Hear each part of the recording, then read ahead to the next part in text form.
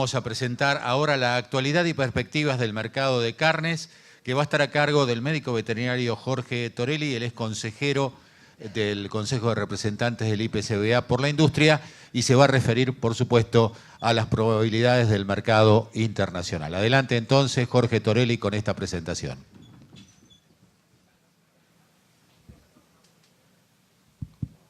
Bueno, buenos días.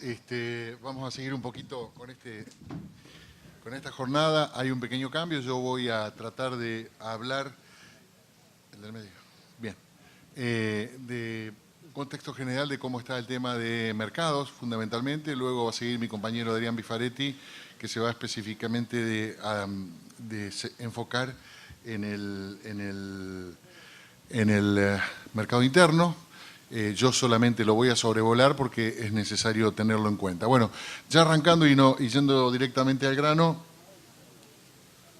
si pudiera.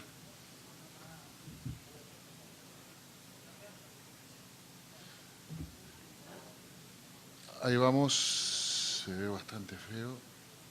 En este contexto general lo que yo quería mostrarle aquí eran una serie de números, pero está bastante borrosa no la veo bien yo acá, no sé si se ve bien. ¿Se ve? Se ve bien. Bueno, perfecto. Este es un dato actualizado a julio de este año. Lo importante de allí es que las exportaciones, como decía Jorge Greenberg, si se fijan desde la izquierda, desde la derecha hacia la izquierda, el consumo por habitante y por año sigue manteniéndose entre los 55 y 60 kilos, o sea, el mercado interno está abastecido.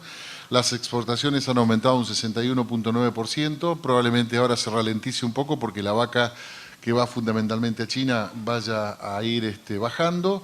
En la faena de hembras tenemos un promedio un poquito superior al del año pasado, estamos en un 44%, y esto no quiere decir que vaya a haber liquidación, sino que yo considero que en este sentido tenemos un rodeo que se ha rejuvenecido, se han ocupado todos los territorios posibles para la ganadería de cría, y ya lo que tenemos que empezar a lograr ahora sí es un poco de mejorar las eficiencias en lo que bueno, después lo vamos a ver, pero en los índices productivos que tenemos en nuestro rodeo, que son bastante bajos. El peso promedio de faena es muy bajo en Argentina, estamos en 227 kilos, cuando el caso de Estados Unidos, el caso de Australia, como decía el doctor antes, es de alrededor de 300 kilos res, o sea, están 80 kilos más pesados que nosotros, promedio, ¿no? De hecho, tienen unos valores bastante más altos, y lo importante es que hemos crecido en la faena en un 8%, hemos crecido en la producción en un 9%, producción de carne, hemos pasado o vamos a pasar ese maldito número de las 2.700.000 toneladas que tuvimos durante muchos años en Argentina. Es necesario esto para abastecer el mercado interno y tener saldos exportables. Los saldos, cuando yo hablo de saldos exportables me voy a referir claramente, y después lo va a hablar el ingeniero Bifaretti.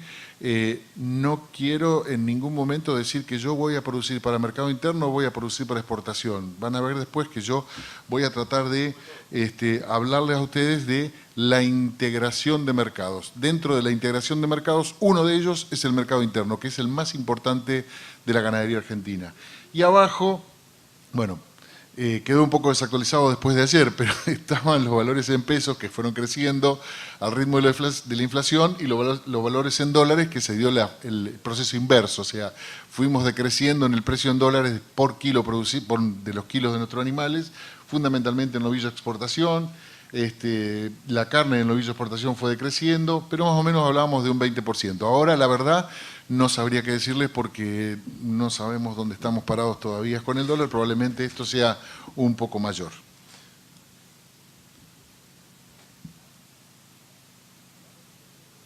¿La pasas vos?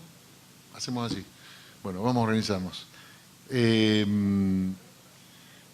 ¿Qué es lo que yo quiero decir con respecto? Yo soy muy optimista con respecto a la producción de carnes, y específicamente en Argentina, porque tenemos índices reproductivos muy bajos, y esto yo no lo veo como una debilidad, sino como una oportunidad. Es una oportunidad, ¿por qué? Porque hay que mirar el vaso del lado medio lleno. ¿Qué quiere decir? Tenemos muchas oportunidades de mejoras. Según la FAO, en el año 2012 se produjeron 60 millones de toneladas toneladas métricas de carne bovina, y hacia el año 2050 se van a necesitar 100 millones de toneladas 100 toneladas métricas, 100 millones de toneladas métricas de carne bovina. Esto quiere decir que tenemos que aumentar la producción en un 85%. Y la verdad que creo que es bastante difícil de que eso se logre, fundamentalmente pensando en que tenemos que hacerlo con un desafío, que es hacerlo en una forma sustentable. Los temas de sustentabilidad vienen muy fuerte en el mundo. Este 85% yo creo que prácticamente es imposible. La siguiente, por favor. ¿Qué va a generar esta necesidad de producción de carne bovina? Porque va a haber consumidores en el mundo que van a requerir carne bovina, pero lo que va a ocurrir es que la presión de la demanda sobre la oferta seguramente va a generar una volatilidad de los precios, o generó una volatilidad de los precios. La siguiente. Esto no lo estoy inventando, lo estoy diciendo realmente con datos duros, datos fijos. Fíjense ustedes, este es un trabajo de Luzda, de la FAO y de una publicación especializada americana que se llama Cattle Facts, en la cual vemos abajo en las barras azules la producción de carne hacia el año 2017, están en libras, pero son los 63, 64 millones de toneladas métricas que se produjeron. Y arriba tenemos en rojo un índice económico basado fundamentalmente, esto es una mezcla de productos de países que generan o que me determinan el valor al cual se está vendiendo la carne, tratando de esterilizarlo de las cuestiones externas.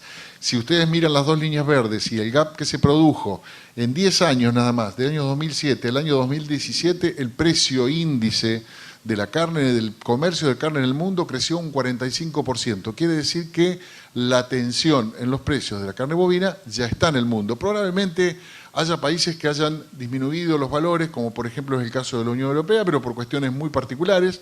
Ellos ya llegaron al máximo de su consumo, no van a crecer mucho más en el consumo, sí tienen un poder adquisitivo muy alto, pero los vaivenes monetarios del fortalecimiento del dólar sobre el euro han tirado para abajo los valores de la cuota Hilton, lo cual ha frenado un poco el impulso de los precios sobre el novillo pesado de exportación Hilton. También, esto se está viendo desde los últimos 3 o 4 años, Europa son consumidores de carne, cortes de alta calidad, bife, cuadril, lomo, y bife ancho, bife angosto, bife cuadril y lomo, ¿no? Ahora, ¿qué ha ocurrido? Ocurrió que se abrió la cuota 481. El europeo en sí degusta mucho la carne argentina porque le gusta mucho el gusto. Ahora, cuando se trata del bolsillo también tienen mucho en cuenta el tema de los precios. Por eso es que la cuota Hilton hace ya un par de 2 años por lo menos que no alcanzan valores máximos importantes como supo tener en su momento. Hoy está en un valor de $11.200. ¿A qué se debe? A que la cuota 481, que se divide trimestralmente, origina un aluvión de carne hacia los importadores europeos. Esto genera una sobresaturación del mercado y como los movimientos de stocks de los importadores son muy finitos, lo que ha llevado es que la cuota 481 genere una sobreoferta de cortes de alta calidad, no importa el origen, porque ya sabemos que la cuota 481 es engordada a corral, digamos, o sea, es grain feed. Pero eso genera un impacto sobre los precios sobre los que paga la Unión Europea. Por eso es muy importante enfocarse en otros mercados. Adelante. Bueno, no, fuiste para atrás.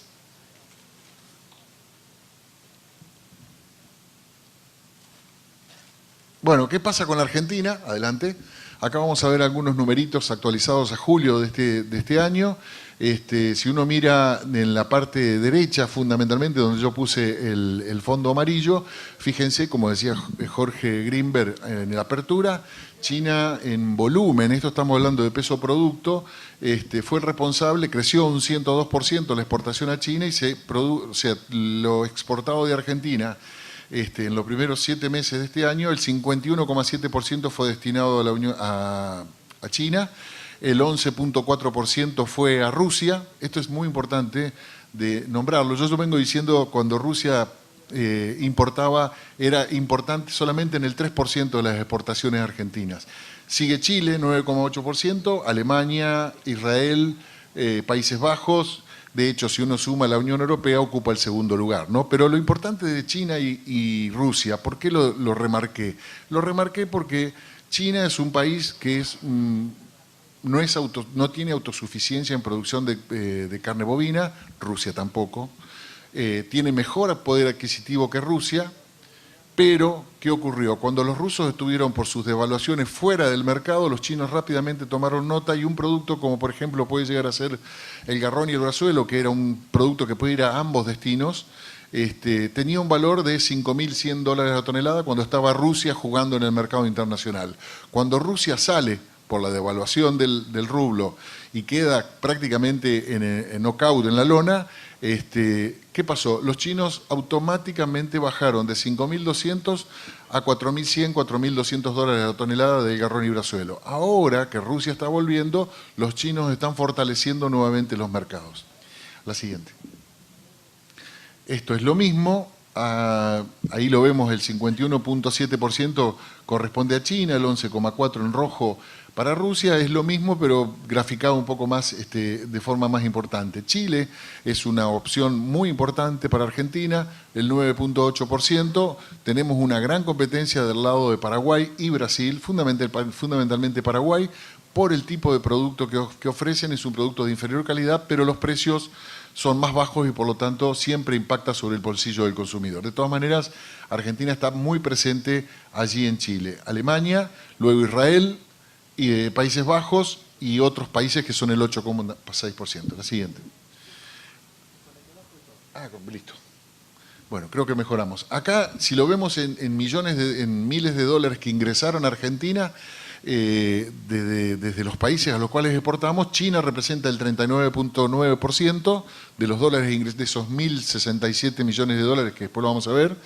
El 39% se originó ingresos desde China, Alemania un 14.7%, esto se debe fundamentalmente a que es un pequeño volumen, pero los valores son el doble de lo que pagan los chinos, fundamentalmente porque estamos hablando de cuota Hilton o cuota 481. Y remarco Rusia, porque Rusia creció en la participación dentro de los dólares ingresados a la Argentina en un 524%, o sea, haciendo un poco el gaucho, caballo que alcanza, ganar quiere. O sea, los rusos están volviendo al mercado, no tienen autosuficiencia en producción de carne bovina, específicamente porque ellos han tomado una política muy especial. Recuerden ustedes que Rusia, la mayor parte del territorio ruso, tienen durante la mitad del año extremos fríos, o sea, tienen todo el terreno congelado y para sostener la cría o el engorde de animales hay que sostenerlos de una forma, hay que calefaccionarlos. ¿Qué ocurre? Lo que ocurre con los rusos en ese momento es que ellos dijeron, calefaccionar bovinos me cuesta muchísimo, prefiero usar especies que tengan mucha mejor eficiencia en producción de carnes, aves y cerdos. Por lo tanto, solamente son productores de carne en las partes más al sur de Rusia, cerca de Ucrania, y allí es donde hay una de las compañías más grandes del mundo productoras de carne, que es Mirator. Ahora anda bien. Bueno, si miramos los valores, esto es a julio de 2018, si miramos los valores en precio FOB, o sea, individualmente vemos que China tiene un valor de 4.168 dólares la tonelada, 4.1 dólares el kilo, Alemania está con 10 dólares, Chile está con 5.5 dólares, todos necesitan diferentes tipos de carne. Los chinos necesitan carne magra, se llevan toda la vaca manufactura y toda la vaca de conserva. Alemania quiere cortes de alta calidad, puede ser 481, puede ser Hilton. Chile se lleva todos los cortes, 5.5 dólares. Israel se lleva solamente los cortes del cuarto delantero por una cuestión religiosa, 6.8 dólares. Y los rusos están en 3.3 dólares porque están llevando acá está mezclado una parte de trimming. A diferencia de China, que China es muy exigente respecto a la cantidad de grasa que tiene la carne, la quieren completamente magra, los rusos son mucho más permisivos. Al contrario, ellos necesitan tener un poco más de grasa y son consumidores de lo que nosotros llamamos recortes o trimming 80-20. 20% de grasa, 80% de carne roja.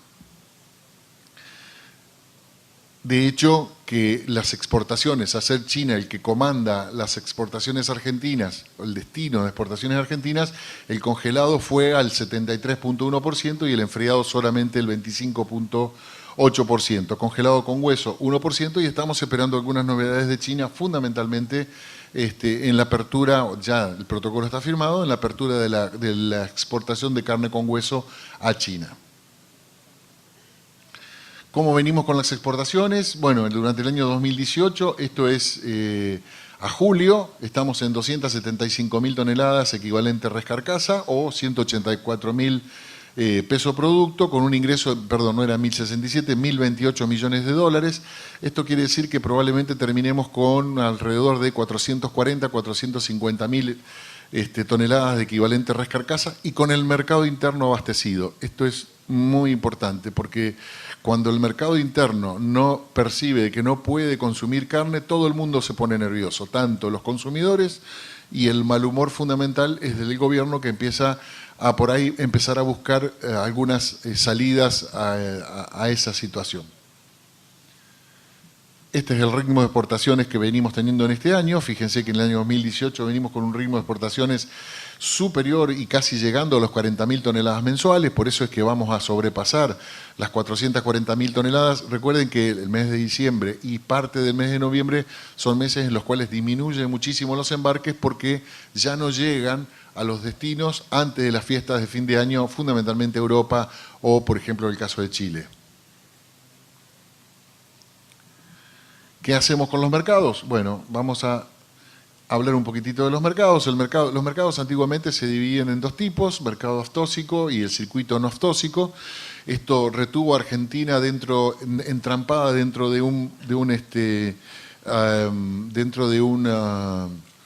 circuito de bajos precios. El circuito aftóxico estaba integrado por países que tienen fiebre aftosa y que no tienen grandes valores.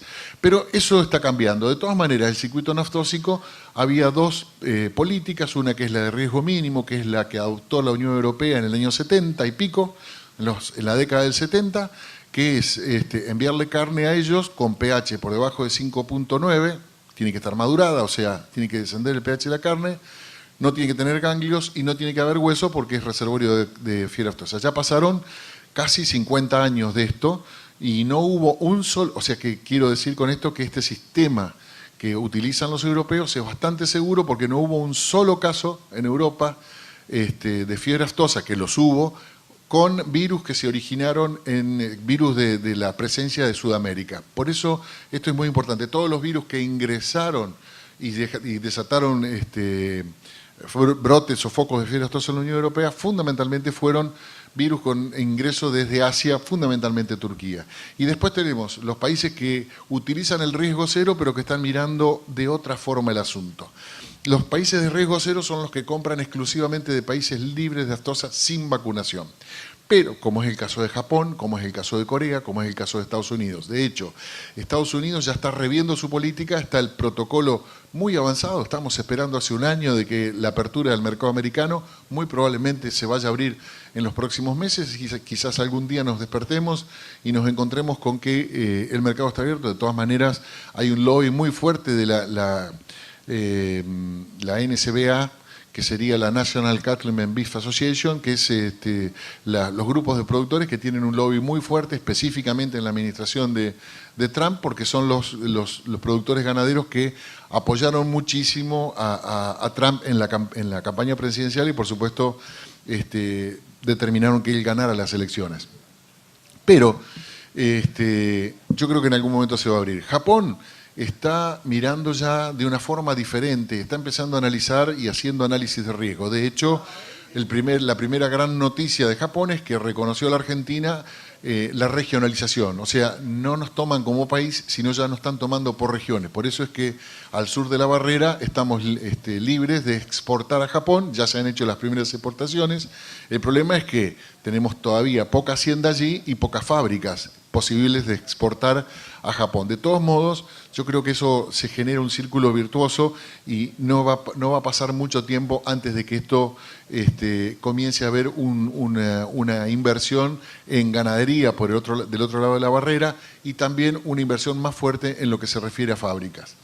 ¿Por qué están cambiando los japoneses? Porque hay un concepto muy fácil de explicar en inglés, pero muy difícil en español. En español se llama seguridad alimentaria, que tiene dos interpretaciones. Una es que sea higiénico-sanitaria la seguridad, o sea que un alimento no me enferme, y la otra es contar con el producto. Esa es la otra acepción de seguridad alimentaria. En inglés es fácil porque es food safety y food security.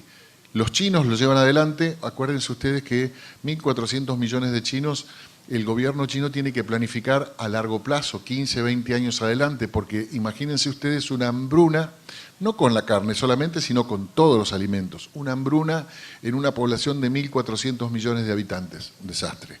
Japón, que tiene una población muy importante también, está empezando a pensar eso. Si no, ¿cómo se explica de que tomen como nos permitan, después de tantos años, aceptarnos la regionalización argentina o, por ejemplo, comprar fábricas en Uruguay, cuando Uruguay es un país libre de aftosa con vacunación, pero que aparentemente Japón ya está estudiando análisis de riesgo con los cuales seguramente permitiría el ingreso de carne bovina de Uruguay al Japón, porque el sistema que tiene Uruguay con vacunación les daría la suficiente seguridad para que ellos puedan empezar a importar. Atrás de Uruguay, por supuesto, venimos nosotros pidiendo pista.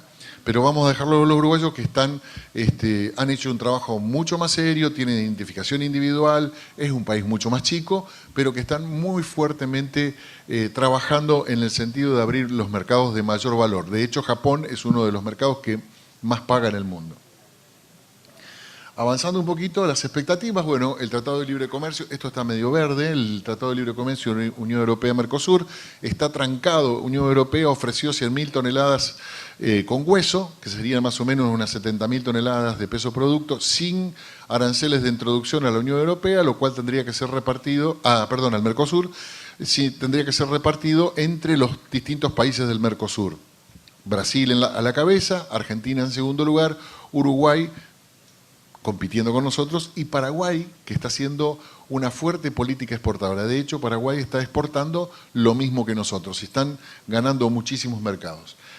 Lo de Estados Unidos, que ya lo hablé, no lo voy a nombrar. China, que estamos esperando la apertura de carne con hueso y la apertura de carne enfriada. Carne con hueso, de ninguna manera, quiero dejar claro, es importante que ustedes tengan en cuenta esto, de ninguna manera la carne con hueso puede representar un problema para la producción de carne de los frigoríficos argentinos y la generación de trabajo. Lo que los chinos llevan es carne con hueso de alta calidad, 2 cortes fundamentalmente, que son específicamente americanos. Uno es el T-bone y el otro es el Tomahawk, que es el T-bone es el bife angosto con lomo. Por eso tiene el nombre del corte, se llama hueso T. Y el otro, el Tomahawk, que parece un hacha de India, digamos, que es el bife ancho con la costilla pelada. Como se ven los cortes del rack de corderos también, de la misma forma se producen los cortes. Esto pesa 1 kilo y es un corte muy apreciado en China.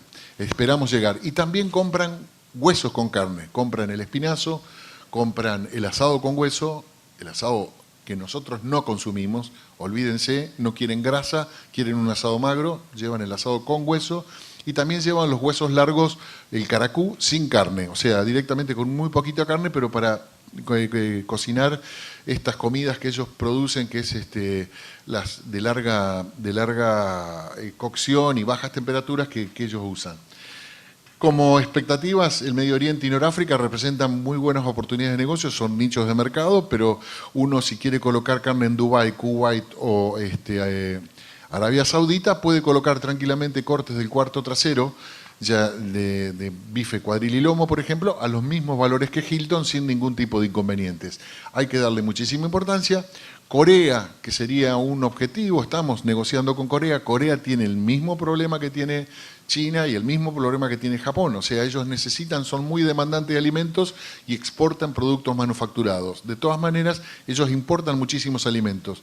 Si nosotros entendemos de que somos un país agroexportador y productor de alimentos, probablemente ganemos mucho mercado. Corea el Ministerio de Agroindustria está trabajando junto con el SENASA y Cancillería, bueno, apoyado por el Instituto, muy seriamente en la apertura del mercado coreano, y de Japón ya me explayé hace un ratito.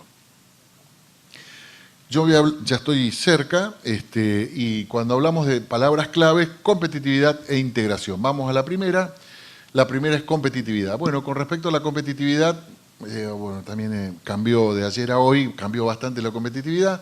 Estamos en la lucha contra la informalidad para ecualizar la informalidad. Recuerden ustedes, trae aparejado informalidad impositiva, informalidad, la informalidad higiénico-sanitaria, con lo cual se originan distorsiones en el mercado y diferentes valores que una empresa puede pagar si cumple o no con la normativa. Ahí estamos bien, el gobierno está apoyando muchísimo, el nivel cambiario y la carita sonriente la puse allí, pero con los datos de ayer. Con los datos de hoy ya me estoy preocupando, digamos, porque puede llegar a caer mucho el poder adquisitivo. La presión impositiva en Argentina es muy alta. Esto genera un alto grado de evasión que está asociado a la primera parte, que es el combate con la informalidad. Y voy a decir claramente, yo represento a la industria frigorífica. En la industria frigorífica hay muchísima informalidad. Pero no es solamente la industria frigorífica, porque tiene que haber y también en la parte final de la venta, que es en la carnicería. Tiene que haber muchísima informalidad en toda la cadena. Recordemos que si hay un frigorífico que compra subfacturando o comprando en negro, también hay un productor que le está vendiendo. O sea, yo lo que quiero decir es, con este sentido, es que todos en la cadena de granos y carnes tenemos que tomar nuestro lugar en el combate con la informalidad si pretendemos que un gobierno progrese y tienda a disminuir el tercer punto, que es la presión impositiva. Los costos de producción se basan fundamentalmente en dólares, entonces están aumentando muchísimo, con lo cual nos quitan rentabilidad a todos los integrantes de la cadena. Con los reintegros de exportación, se quitaron reintegros de exportación, quedaron al 0,5%. Hoy están anunciando que si nosotros exportamos carne de alta calidad y que tenga el sello de carne argentina, vamos a poder recuperar un medio punto de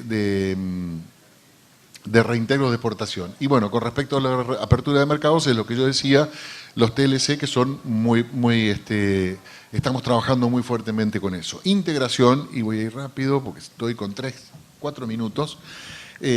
Bueno, nosotros tenemos que pensar en integración y que estamos produciendo una carne de alta calidad. El mercado interno y el mercado externo se complementan perfectamente, no son antinómicos. Si no entendemos esto, no entendemos nada de carne. Y ahora lo voy a pasar a explicar más específicamente. Fíjense ustedes, este es un mapa mundi en el cual tenemos todas las vías a donde podemos llegar. Todo lo que está en rojo está activo.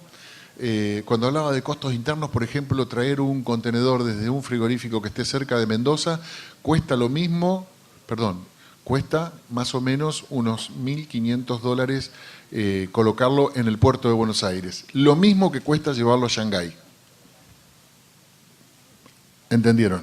Eso es cuando yo hablo de costos de producción elevados. Tenemos un flete demasiado caro. Por eso es que si nosotros pretendiéramos entrar en el mercado asiático, podríamos empezar a pensar de que tendríamos que salir al Pacífico y tener una ruta mucho más corta. Hoy por hoy ese camino está cerrado. Y llegar a Estados Unidos podríamos incluso tener una vía mucho mejor para poder llegar a Canadá, que Canadá sí está abierto, está operativo, está recibiendo carne argentina, pero la única forma de llegar a Canadá en forma normal es a través del vía aérea. No podemos hacer piso en Estados Unidos porque está prohibido el paso de carne argentina. Cuando hablamos de integración, bueno, una media red, este es el 100% de nuestra materia prima. Y acá tenemos, por ejemplo, el cuarto trasero, el de la izquierda es la pistola, que representa el 47% de la media res. Y si lo dividimos, tenemos el mocho, que representa un 25%, y el rampanloin un 22%. Bien. ¿Dónde destinamos los cortes? Bueno, el peseto, la cuadrada de la nalga adentro, la bola de lomo, la tortuguita, tienen valores imbatibles en el mercado interno, imbatibles con respecto al mundo. Le diría que paga el doble el mercado interno que lo que pagan el resto de los países del mundo por este tipo de cortes. Muy parecido puede llegar a ser lo de Chile, pero un poco más abajo. O sea que podemos destinar cortes a Chile. Pensar en colocar cortes del cuarto trasero en Europa es muy difícil, que en otras épocas sí se usaban. En el caso del rampanloin ya la cosa cambia. El rampanloin, que no se consume mucho en Argentina, sí lo terminamos consumiendo como asado Mar del Plata, o cuando se termina el asado de tira nos venden el bife angosto cortado al revés. Tenemos varios destinos donde podemos colocarlo y a muy buen valor. Por supuesto, Unión Europea, Estados Unidos si se abriera, Rusia. Chile y otros mercados, ¿no? Como ejemplo, por ejemplo, miren ustedes, los americanos colocan el Ramba al loin enfriado que nosotros no podemos colocar en el mercado. No, me queda un minuto. Ya termina. Que nosotros podemos colocar en el mercado, los americanos lo venden a $19.000 la tonelada, el doble casi que el Hilton. Bueno, y acá viene, me voy a tomar este minuto para el asado con vacío. El asado representa el 14 al 15% de la media res, la plancha el 11% y el vacío el 4%. Y esto es muy importante, esta es una ventaja competitiva de integrar el mercado interno con la exportación. La Unión, en cualquier parte del mundo, el asado, Australia por ejemplo, no consumen asado. ¿Qué hacen? Lo deshuesan, lo transforman en trimming. Perdieron el 50% del peso porque se fue al hueso. El otro 50% lo transforman en trimming que vale $3, $2,5 a $3 el kilo, para producción de hamburguesas o meatballs, exportación a Estados Unidos o a China. ¿Qué pasa en Argentina? En Argentina, ¿cuánto vale el asado? $6, $5 o $6. Bueno, ahora ha cambiado un poquito el número, pero estamos en 120 a 160 pesos, en ese el kilo, ¿no? Estamos hablando. Quiero decir que... Ahí terminó. Quiero decir que es una de las grandes ventajas que tenemos en el caso del asado. Y no es menor, es el 14% de la media res. En el caso del pecho, el delantero, todos estos cortes pueden ser azotillo, cogote, aguja, marucha, paleta, tapa de paleta, chingolo, brazuelo, garrón, tapa de asado, fundamentalmente destinados a consumo interno. Lo podemos incluir Chile, Israel, China, Rusia y Estados Unidos, pero el consumo interno tiene una ventaja también porque va mucho de este delantero a la producción de hamburguesas. Ya terminando, un poquito pasado, ¿qué tipo de carne requieren los mercados? ¿Grass feed o grain feed? No importa. Lo que ellos requieren es solamente carne, pero sí están dispuestos a pagar por algo diferente, ¿no? Para eso, nosotros, ¿qué tenemos que hacer?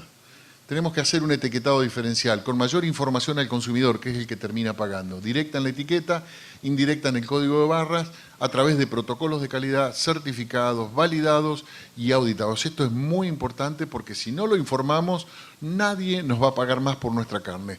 De hecho, en Europa es muy reconocida la carne argentina, pero en el sudeste asiático no la conocen. Conocen la carne australiana y conocen la carne americana. El resumen final, construir calidad. Esto en sintonía con lo que decía el ingeniero, el propietario del establecimiento. En la producción primaria tenemos genética, que está muy bien, el manejo en todo el rodeo argentino, nutricional, reproductivo y sanitario, una carita chiquitita linda y una carita triste un poco más grande. Ahora la industrialización sí, ya empieza a haber una gran dispersión. La carita chiquitita contenta y la triste es mucho más grande. ¿Qué quiero decir con esto? Que nosotros tenemos que, en la industria particularmente, hago una autocrítica, que la transformación del músculo en carne es relativamente muy ineficiente en Argentina porque no observamos ninguno de los procesos que nos mejoran esto. La terneza basal sí viene con el animal, o sea que proviene de la genética, pero después tenemos dos fases industriales. La fase de endurecimiento, que es el rigor mortis, las primeras 24 a 48 horas, y la fase de eternización, que es cuando se madura la carne. ¿Qué ocurre con esto? Lo que ocurre es que en Argentina muchísima de la industria frigorífica no tiene hoy capacidad para llevar adelante el proceso industrial que me asegure que el producto va a ser tierno. Es muy común escuchar decir que la carne que enviamos a Europa es la mejor carne de la Argentina. Probablemente sea mejor carne de la Argentina, pero son de novillos pesados.